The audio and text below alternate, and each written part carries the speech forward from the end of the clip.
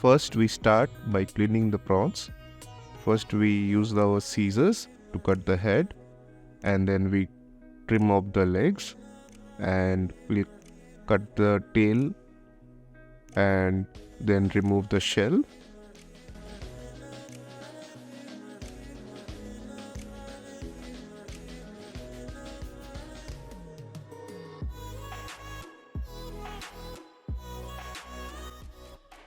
Now using the knife, we'll make a slit on the back of the prawn and remove the food pipe, and we will do that with the rest of the prawns.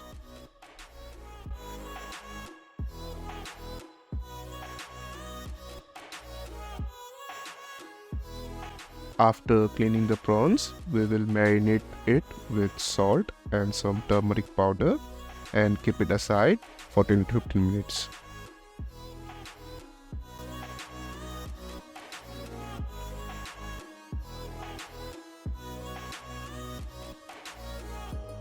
Now we will slit our green chilies, and we will then take the onion and carefully grate it through the larger sieve of the grater.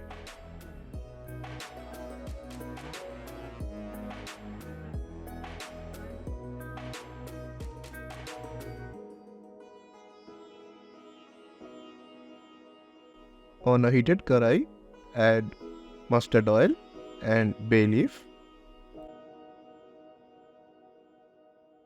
To this, add cinnamon, cardamom, cloves, peppercorns, and little bit of sugar.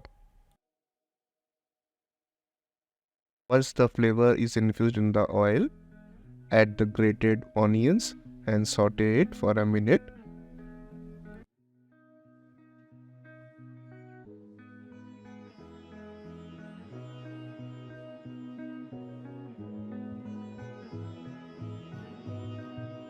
Once the onion starts to get a light brownish color, add the ginger paste and the garlic paste. Keep frying this mixture for about a minute. Now add Kashmiri chili paste to the mixture. This will give a good orangish hue to the gravy, and it will look so nice.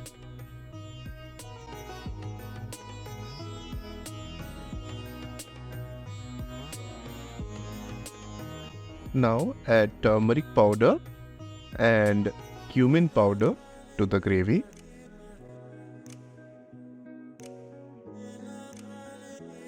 Cook this mixture until the raw smell of the spices goes away.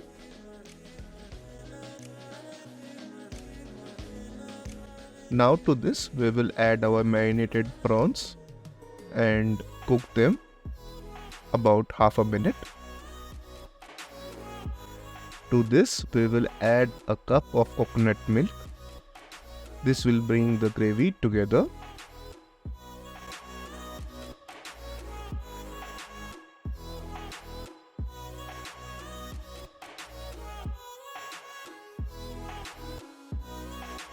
Now we will add the split green chilies and we'll bring it to a boil.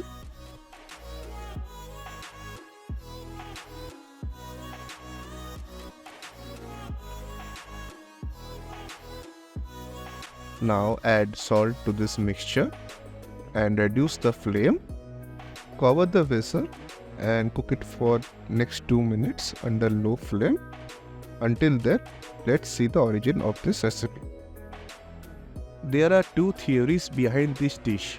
The first, linguistic name Malai Curry, derives its name from the word Malai, which means clotted coconut cream or coconut milk, which is used in this recipe.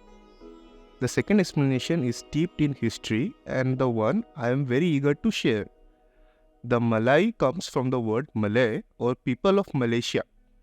In ancient India, there was thriving trade between Malaysia, which started during Pearl and Chandra empires during 8th and 12th century.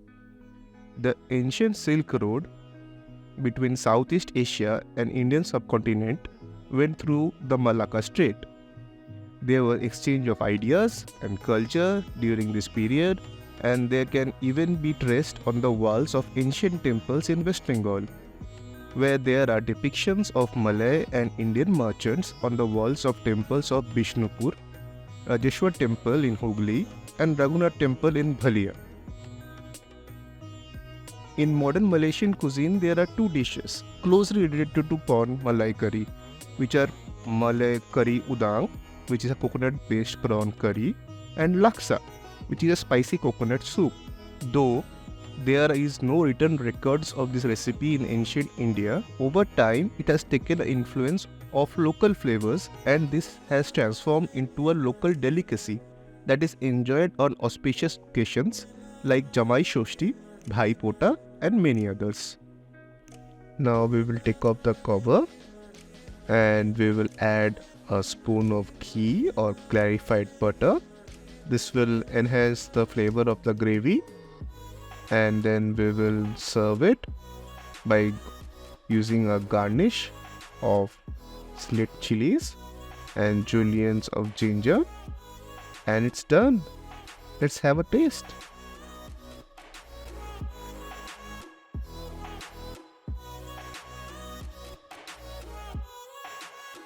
Look at this malai curry. It looks so delicious and so flavorful. I will take some of it. And I have rice over here. And I will have a taste. Look at this. Rice. And this prawn. Look, it's not overcooked. It's completely done. Some gravy. A bit of chilli.